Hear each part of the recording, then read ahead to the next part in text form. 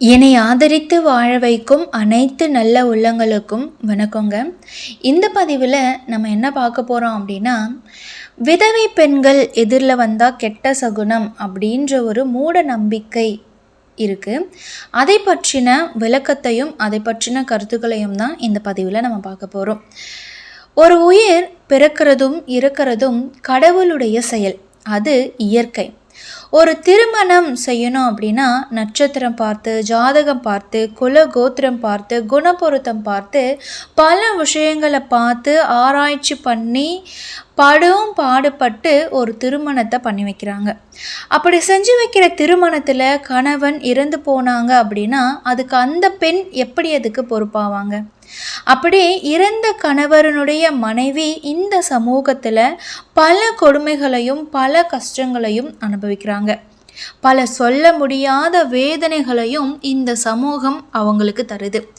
அதில் ஒன்று தான் விதவை பெண் எதிரில் வந்தால் கெட்ட சகுனம், நம்ம போகிற காரியம் உருப்படாது, விளங்காது அப்படின்னு சொல்லக்கூடிய மிகவும் கடுமையான சொற்கள். இந்த சமூகத்தில் நம்ம வெளியே போகும்போது சில விஷயங்கள் நடந்துச்சு அப்படின்னா அதை கெட்ட சகுனம் அப்படின்னு சொல்கிறாங்க இல்லையா? அது என்னென்ன விஷயங்கள் அப்படின்னு முதல்ல நாம் தெரிஞ்சுக்கணும். தலைவிரி கோலமாக யாராவது ஒரு பெண் வந்தாங்க அப்படின்னா அது ஒரு கெட்ட சகுனம். மொட்டை தலை, பைத்தியக்காரன், ஜடை முடி உள்ள ஆண், எண்ணெய் தலை, நொண்டி, குருடன், நோயாளி, வைத்தியன், தட்டன், குயவன், சந்நியாசி, ஒற்றை பிராமணன், விறகு கட்டு, ஈர வேட்டி, வெற்றுக்குடம், உப்பு, ஆயுதங்களான அரிவாள், கோடாரி, கடப்பாறை. மேலும் மழை பெய்தல், தும்புதல், சண்டை போடுதல், பன்றி உருமுதல், பூனை கத்துதல், தலையில இடிச்சுக்கிறது, தலையில தட்டுறது, போகும்போது எங்க போற அப்படின்னு கேட்கக்கூடிய இந்த விஷயங்கள் எல்லாமே இந்த சமூகத்துல கெட்ட சகுனம் அப்படின்னு சொல்லி வச்சிருக்காங்க. இதில் சில விஷயங்கள் உண்மை அப்படின்னு சைக்கலாஜிக்கலாக நம்ம ஒத்துக்கலாம். எண்ணம் போல்தான் வாழ்க்கை அப்படின்னு நம்ம பெரியவங்க சொல்லியிருக்காங்க.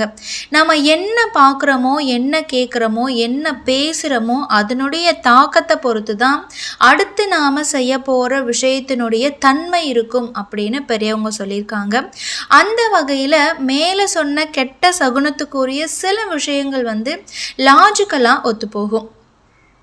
இப்போ நோயாளி எதிரில் வராங்க அப்படின்னு வச்சுக்கோங்களேன். அந்த நோயாளியை நம்ம கடந்து போகும்பொழுது அவங்களுடைய கிருமிகள் நமக்கு இன்ஃபெக்ஷன் ஆகிறதுக்கு வாய்ப்புகள் இருக்குது.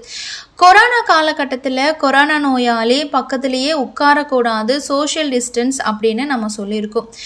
அப்படி இருக்கிற பட்சத்தில் அந்த காலத்தில் நோயாளிகள் எதிரில் வரும்போது நாம் அவங்கள கடந்து போனால் அது மூலமாக நமக்கு நோய் தொற்று ஏற்பட்டு நம்ம போகிற காரியங்களில் தடங்கல்கள் ஏற்படும் அப்படின்றதுக்காக நம்ம முன்னோர்கள் நோயாளிகள் எதிரில் வந்தால் ஒரு கெட்ட சகுனம் அப்படின்னு சொல்லியிருப்பாங்க.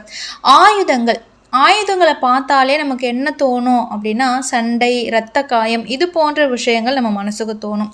இதெல்லாம் ஒரு எதிர்மறையான விஷயங்கள். இது நம்ம மனசுக்குள்ள ஒரு கவலையையும் ஒரு அச்சத்தையும் ஏற்படுத்தும். விறகு கட்டு எதுக்காக பயன்படுத்துவாங்க அப்படின்னா பெரும்பாலும் எரிக்கிறதுக்காக, சடலங்களை எரிக்கிறதுக்காக பயன்படுத்துவாங்க. இதை பார்க்கும்போது எதிர்மறையான விஷயங்கள் நமக்கு தோன்றும். எதுக்காக அந்த காலகட்டத்தில் விறகு கட்டை பயன்படுத்தினாங்க அப்படின்னா சடலங்களை எரிக்கிறதுக்காக பயன்படுத்தியிருக்காங்க. ஸோ அந்த எண்ணம் நம்மளுக்கு தோணும் போது அது போல் எண்ணம் தோன்றுச்சு அப்படின்னா போகிற விஷயம் எதிர்மறையான ஒரு விஷயத்தை உண்டு பண்ணி தடங்கல்களை ஏற்படுத்தும். அதனால் அது போன்ற விஷயம் வந்துச்சு அப்படின்னா போகாதீங்க அப்படின்னு பெரியவங்க சொல்லியிருப்பாங்க.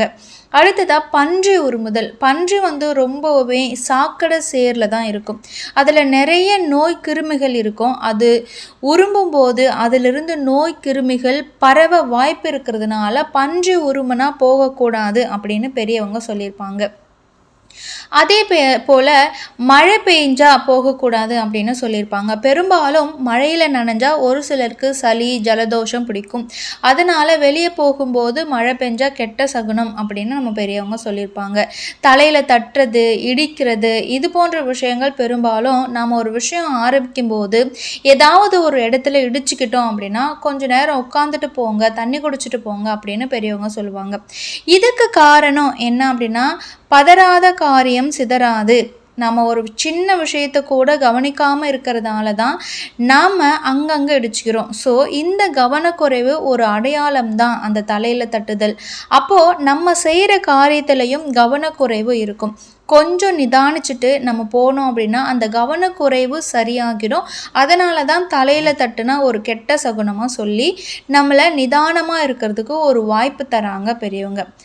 வெற்று குடம் எதை குறிக்குது அப்படின்னா ஒரு எதிர்மறையான விஷயத்தை குறிக்குது. தண்ணி எடுக்க போகிறாங்க, தண்ணி இல்லாமல் வெற்று குடத்தோட கவலையோடு வரும்போது நம்மளுக்கும் அந்த கவலை தொற்றிக்கும். நம்ம ஒரு விஷயத்துக்காக போகும்போது அந்த கவலையோடு நம்ம போய் செய்வோம். அதனால் அந்த விஷயத்தில் நம்மளுக்கு வெற்றி கிடைக்குமா, தோல்வி தான் கிடைக்கிறதுக்கு வாய்ப்புகள் அதிகமாக இருக்கிறதுனால வெற்றி குடத்தை பார்க்கும்போது ஒரு கெட்ட சகுனம் அப்படின்னு பெரியவங்க சொல்லியிருக்காங்க. அடுத்ததாக பார்த்தீங்கன்னா ஒற்றை பிராமணன் ஈர வேட்டி. இது ரெண்டுமே எதை குறிக்குது அப்படின்னா ஈம காரியங்களை செய்யக்கூடிய ஒரு விஷயங்களை குறிக்குது. அதனால் அதுவும் ஒரு எதிர்மறையான விஷயத்தையும் நம்ம மனசுக்குள்ளே கடந்த காலத்தில் நடந்த இது போன்ற சோகமான விஷயங்களையும் கவலைகளையும் உண்டு பண்ணுறதுனால நாம் போகின்ற விஷயத்தில் அந்த கவலைகளும் சோகங்களும் தொற்றிக்கொள்ளும். இதனால் அந்த விஷயத்தில் தோல்வி அடைகிறதுக்கு வாய்ப்புகள் இருக்குது அப்படின்னு பெரியவங்க நினச்சதுனால தான் ஒற்றை பிராமணன் வந்தாலும் ஈர வேட்டியில் வந்தாலும் கெட்ட சகனம் அப்படின்னு சொல்லியிருக்காங்க. இப்போது மேலே சொன்ன விஷயங்களை சில விஷயங்கள் லாஜிக்கலாக பார்த்தீங்கன்னா சில விஷயங்கள் நம்மளுடைய எண்ணங்களோடு தொடர்புடையதுனால அந்த தொடர்பு நாம் செய்கின்ற விஷயத்திலையும் தொடர்றதுனால அது ஒரு விதமான தடங்கல்களையும் தோல்விகளையும் ஏற்படுறதுக்கு வாய்ப்பாக இருக்கிறதுனால அந்த மாதிரி விஷயங்கள் கெட்ட சகுனங்களாக இருக்க வாய்ப்பு இருக்குது அப்படின்னு நம்ம முன்னோர்கள் சொல்லி வச்சுருக்காங்க. இந்தியன் அஸ்ட்ராலஜி ப்ரொடக்ஷனில் பெண்கள் பார்த்தீங்க அப்படின்னா தெய்வத்துக்கு சமமாக ஒப்பிடுறாங்க. சுமங்கலி பெண்ணாக இருந்தால் லக்ஷ்மி சக்தி அப்படின்னும், விதவை பெண்ணாக இருந்தாங்க அப்படின்னா மாரியம்மன் அப்படின்னு சொல்கிறாங்க. அப்படி இருக்கும்போது விதவை பெண் எதிரில் வந்தால் கெட்ட சகுனம்னு சொல்கிறது முரண்பாடாக இருக்குது. இன்னொரு முரண்பாடாக இருக்குது. விவாகரத்து ஆன பெண் தன் கணவனை இழந்த பிறகு அந்த பெண் எதிரில் வந்தால் நல்ல சகுனமாக கெட்ட சகுனமாக? உங்களுடைய பதிலை கமெண்ட் பாக்ஸில் கமெண்ட் பண்ணுங்கள். ஏன் இந்த சமூகம் கணவனை இழந்தால் அந்த பெண் எதிரில் வரக்கூடாது அப்படின்னு சொல்கிறாங்க அப்படின்னு கேட்டோன்னா, கணவனை இழந்தாலே அந்த பெண் அதிர்ஷ்டம் இல்லாதவள் அப்படின்னு இந்த சமூகம் நினைக்குது. அதிர்ஷ்டம் இல்லாத ஒரு விஷயம் நம்ம எதிரில் வந்தால் நம்மளுக்கும் அதிர்ஷ்டம் இல்லாமல் போகும். அதனால் கணவனை இழந்த பெண் எதிரில் வந்தால் கெட்ட சகுனம் அப்படின்னு இந்த சமூகம் அந்த பெண்ணுக்கு ஒரு முத்திரையையே குத்திடுறாங்க. அப்படி அதிர்ஷ்டம் இல்லாத பெண் அப்படின்னு சொல்லும்போது அப்போது அதிர்ஷ்டம் இருக்கா இல்லையான்னு சோதித்து பார்க்கணும் இல்லையா? கணவனை இழந்த பெண் அதிர்ஷ்டம் இருக்கா இல்லையா அப்படின்னு சோதிக்க சாஸ்திரத்தில் ஒரு வழி இருக்குது. என்ன அப்படின்னா, அந்த பெண் தன்னுடைய கையால் ஒரு மரக்கன்றையோ ஒரு செடியையோ நட்டு அது நன்றாக செழித்து வளரும்போது அதை பார்க்க ரொம்பவே பசுமையாக இருக்கும்போது அந்த பெண்ணுக்கு அதிர்ஷ்டம் இருக்குது அப்படின்னும், அந்த பெண் எதிரில் வந்தால் ரொம்பவுமே அதிர்ஷ்டம் அப்படின்னும், அந்த பெண்ணை பார்த்துட்டு சென்றால் செய்கின்ற காரியமும் போகின்ற காரியமும் வெற்றிகரமாக முடியும் அப்படின்னு நம்ம சாஸ்திரத்தில் சொல்லியிருக்காங்க. என்னை பொறுத்த வரைக்கும் நல்ல எண்ணத்தோடு நம்ம நல்லா இருக்கணும், வளரணும், வெற்றி பெறணும் அப்படின்னு மனசார நினைக்கிற நம்ம ஆசீர்வாதம் செய்கிற விதவை பெண்ணாக இருந்தாலுமே எதிரில் வந்தால் மிகவும் அதிர்ஷ்டம்தான். சுமங்கலி பெண் எதிரில் வந்தாங்க அப்படின்னா நல்ல சகனம் அப்படின்னு சொல்லி நமக்குள்ள ஒரு நம்பிக்கையும் ஒரு உற்சாகத்தையும் ஏற்படுத்துறது ஒரு நல்ல விஷயம்தான். ஆனால் அதுக்காக விதவை பெண் எதிரில் வந்தால் கெட்ட சகுனம் அப்படின்னு சொல்லி அவர்களை இந்த சமூகத்தில் எந்த ஒரு நல்ல விஷயத்தையும் செய்ய விடாமல் எந்த ஒரு நல்ல விஷயத்திலையும் முதன்மையாக கலந்து கொள்ளாமல் ஒதுக்கி வைக்கிறது அவங்களுக்கு செய்யக்கூடிய ஒரு மிகப்பெரிய கொடுமை. என்னை பொறுத்த வரைக்கும் இது ஒரு மிகப்பெரிய தவறாக நான் நினைக்கிறேன். என்னை பொறுத்த வரைக்கும் கெட்ட எண்ணத்தோட பொறாமை குணத்தோட எதிரில் வரும் சுமங்கலி பெண்ணை விட நல்ல எண்ணத்தோட நல்ல மனசோட எதிரில் வர விதவை தாய்மார்கள் அதிர்ஷ்டசாலிகள் தான். ஒரு நல்ல சகுனமாகவே அதை நம்ம கருதணும். உங்களுடைய கருத்துக்கள் என்ன அப்படின்னு எனக்கு கமெண்ட் பாக்ஸில் கமெண்ட் பண்ணுங்கள். இந்த வீடியோ உங்களுக்கு பிடிச்சிருந்தா லைக் பண்ணுங்கள், ஷேர் பண்ணுங்கள். இது போன்ற நிறைய பதிவுகளை பார்க்குறதுக்கு நம்ம சேனலை மறக்காமல் சப்ஸ்கிரைப் பண்ணி வச்சுக்கோங்க. மீண்டும் ஒரு நல்ல பதிவோடு உங்களை நான் சந்திக்கிறேன். நன்றி.